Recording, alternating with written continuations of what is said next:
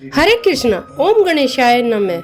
हर साल माघ महीने की कृष्ण पक्ष की चतुर्थी को माघ चौथ मनाई जाती है। इसे तिलकुटी चौथ, सकट चौथ या संकष्टी चतुर्थी के नाम जाना जाता है। सकट चौथ का व्रत भगवान गणेश और सकट माता को समर्पित होता है।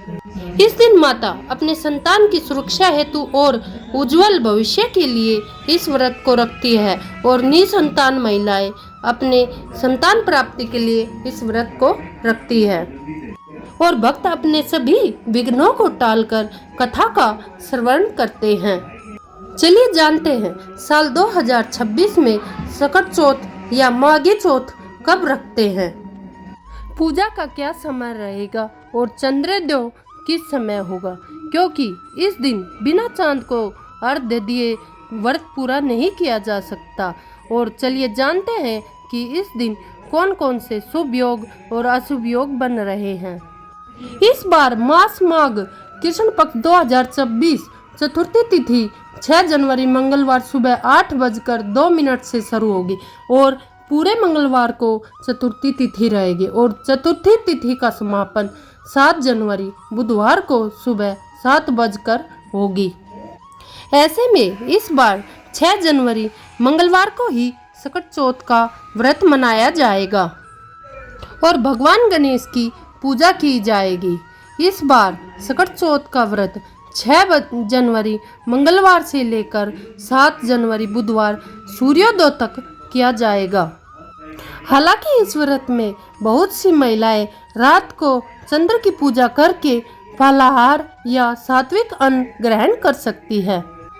इस बार सुबह सकट चौथ के समय भद्रा का समय रहने वाला है। भद्रा का समय मृत्युलोक में वास करता है, इसलिए भद्रा के समय के दौरान कोई भी शुभ कार्य नहीं किया जाता। हमारे यहाँ भद्रा काल को सबसे अशुभ समय माना गया है। ऐसे में यदि आप मंगलवार के दिन कोई नया कार्य या मांगलिक कार्य करना चाहते हो तो भद्रा के समाप्त होने के बाद ही करिए। ऐसे में आप दैनिक कार्य या सकट चौथ के व्रत का रखकर उसकी पूजा करके संकल्प रख सकते हो। इस दिन ब्रह्म मुहूर्त 6 जनवरी मंगलवार 5:37 से शुरू होगा और 6:25 तक रहेगा। इस दिन सूर्योदय सुबह 7:12 पर होगा और सूर्यास्त 5:51 पर होगा।